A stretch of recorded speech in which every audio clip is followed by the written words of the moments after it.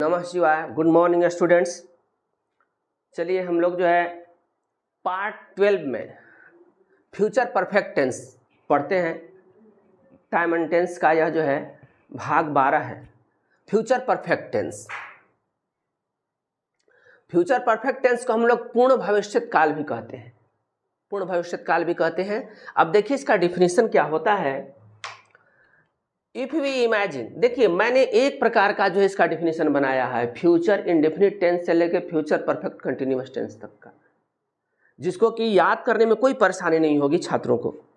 आप लोग आसानी से याद कर पाएंगे। इफ वी इमेजिन, जब हम लोग कल्पना करते हैं, और होप आशा करते हैं, that on action will have been completed, यानी कोई कार्य पूरा हो चुका होगा इन द पास्ट, बीते हुए समय में। जब हम लोग आशा या कल्पना करते हैं कि कोई कार्य बीते हुए समय में हो चुका होगा, हो गया होगा, तो उसको हम लोग फ्यूचर परफेक्ट टेंस में बनाते हैं। जैसा कि हिंदी हमने लिख दिया है, इसको आप लोग जो है देख लेंगे। बहुत ही आसान है। बस बीते हुए समय में हम लोग आशा कल्पना करते हैं कि यह कार्य हो गया होगा, तो हम लोग उसको फ्यूचर परफेक्ट टेंस में बनाते हैं। अब देखिए इसका ईटीआर इंग्लिश ट्रांसलेशन रूल क्या होता है। तो इंग्लिश ट्रांसलेशन रूल की जब बात आती है तो subject plus will have oblique shall have. देखिए इसको हम ऐसे भी लिख सकते हैं will oblique shell plus have, लेकिन बोलने में फ्लो नहीं आता है। और जिस चीज में तारतम्यता न हो, निरस्ता हो, वो अच्छा नहीं होता। बोलने में अच्छा लगना चाहिए, सुनने में अच्छा लगना चाहिए। क्या है, एक स्टेप थोड़ा सा आगे ही बढ़ेंगे हम लोग, एक फाइल ज्यादा चलेंगे, क्या दिक्कत है। तो फ्लो आता है बोलने में। Subject plus will have oblique shall have plus V3 plus object plus other word, अर्थात सब्जेक्ट के बाद हम लोग विल हैव या शैल हैव का प्रयोग करते हैं। उसके बाद क्रिया का तीसरा रूप, उसके बाद फिर ऑब्जेक्ट रखेंगे, उसके बाद अदर वर्ड रखेंगे। पहचान क्या होगा, सिग्निफिकेंस इसका। तो क्रिया में क्या लगा रहेगा, तो चुका होगा, फिर जो है चुकी होगी, चुके होंगे। जैसा कि यहाँ पर चुका होगा के बाद चुके होंगे लिखा गया है, और चुकी होगी छुटा हुआ है तो इसको लिख देते हैं चुकी होगी। उसके बाद अथवा आ होगा, ई होगी, ए होंगे, अथवा चुकेगा, चुकेगी, चुकेंगे। अब देखिए पहचान तीन प्रकार का इसका होगा फ्यूचर परफेक्ट टेंस का। चुका होगा भी लगा सकता है वाक्य में, चुके होंगे भी लगा रख सकता है, चुकी होगी भी लगा रख सकता है, ये आप लगा सकते हैं। उसके बाद आ होगा, ई होगी, ए होंगे भी लगा रख सकता है, अथवा चुकेगा, चुकेगी, चुकेंगे भी लगा रख सकता है। इस प्रकार का हिंदी वाक्य आया जिसके क्रिया में इस प्रकार का पहचान आए, तो हम लोग जो है निस्संदेह फ्यूचर परफेक्ट टेंस में बना लेंगे। अब देखिए जैसे वे लोग काम कर चुके होंगे, ये काम जो है करने वाला क्रिया जो है पूरा हो चुका होगा, ऐसा हम लोग कल्पना करते हैं। तो हम लोग इसको देखिए बनाते हैं। सब्जेक्ट हो गया दे, उसके बाद विल हैव, उसके बाद फिर काम करना का वर्क होता है, V3 वर्कड हो गया, दे विल हैव वर्कड। उसी प्रकार से वह भोजन बना चुकेगी। अब देखिए चुकेगी वाला जो है यहाँ पे आ गया, वह भोजन बना चुकेगी, तो क्या हो जाएगा, she will have cooked. Will have के बाद फिर V3 हो गया। तो इस प्रकार से हम लोग जो है तीनों में से किसी पहचान वाला वाक्य आएगा तो हम लोग उसको फ्यूचर परफेक्ट में ऐसे बना लेंगे। अब देखिए इसका भोजपुरी, भोजपुरी बड़ा ही प्यारा जो है वाक्य है भोजपुरी का। आपको सुनने में भी अच्छा लगता होगा और जो है मुझे पढ़ाने में भी अच्छा लगता है कि आप लोगों को कुछ मैं विशेष दे पाता हूँ। और यदि आप लोगों का सपोर्ट रहेगा तो अभी टेंस के बाद पूरा का पूरा जो है ग्रामर बाकी है, और ऐसा ऐसा रूल मिलेगा, इस प्रकार का जो है मैनर मिलेगा, क्विक मेथड मिलेगा कि आप पढ़ करके धन्य हो जाएंगे। बस आप लोगों की सपोर्ट की आवश्यकता है।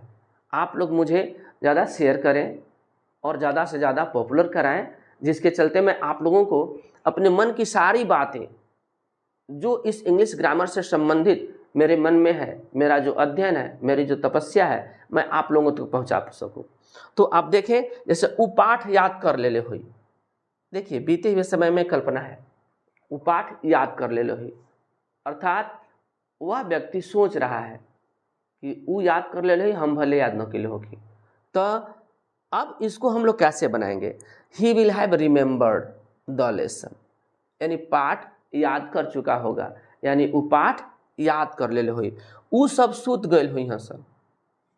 ऐसा क्या है? कल्पना कर रहा है, अनुमान लगा रहा है कि उ सब जो है सुत गए हुई हैं सन, अर्थात सोने वाला काम पूरा हो चुका होगा, इसलिए हम लोग इसको क्या बनाए? They will have slept. अब देखिए इसी प्रकार से गैया पानी पी ले हुई, पानी बाल्टी में रख करके गाय के पास आते हैं और उसके बाद फिर हम लोग जो है दूसरे काम में लग जाते हैं, बात करने लगते हैं, अनुमान लगाते हैं कि अब गैया पानी पी ले हुई, अर्थात बाल्टी खाली हो गई हुई, तो चलिए फिर बाल्टियाँ ले आई, अगर पानी छोड़ ले हुई तब तक फिर नहीं पानी ले जाई, नहीं तब पानी अगर पूरा पी गई तो फिर एक बाल्टी पानी ला के दे दे। तो इस प्रकार के बातों को जब हम लोग कल्पना के माध्यम से, अनुमान के माध्यम से जब कहते हैं गैया पानी पी ले हुई, तो यह फ्यूचर परफेक्ट टेंस का वाक्य हो जाता है।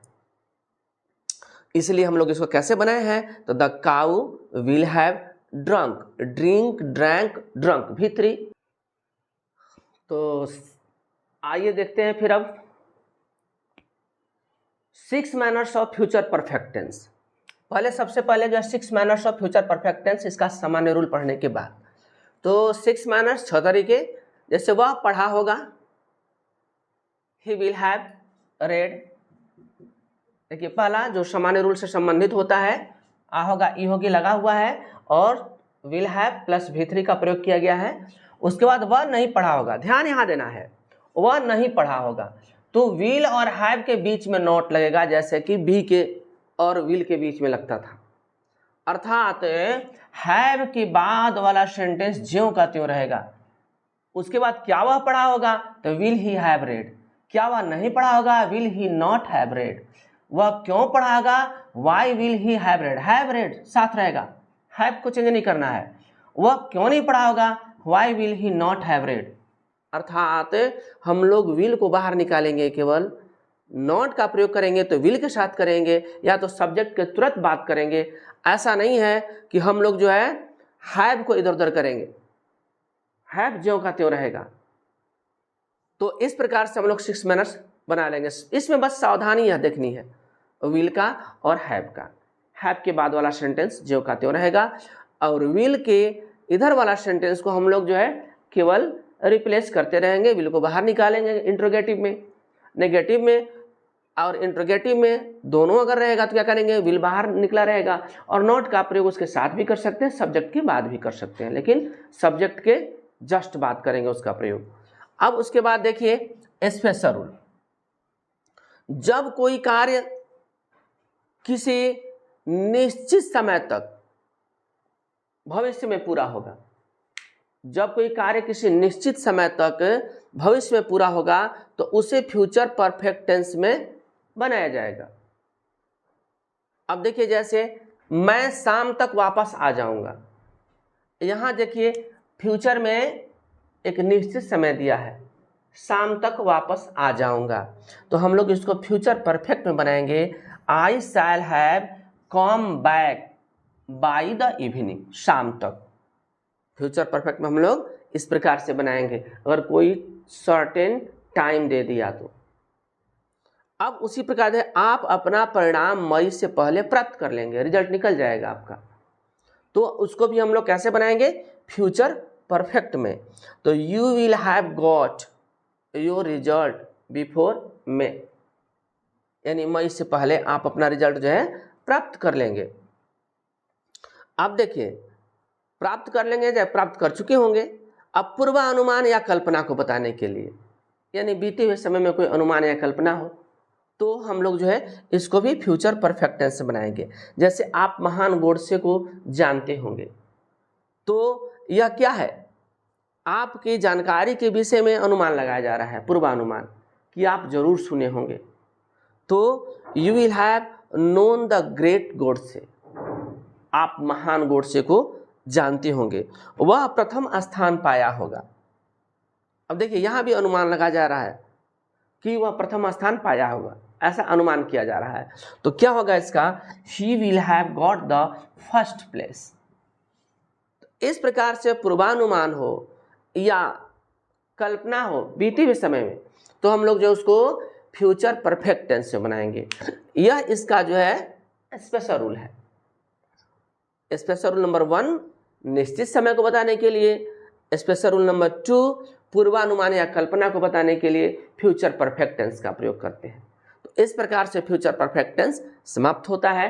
That's all for today. Bye, see you again in the next part. Thank you, God bless you all.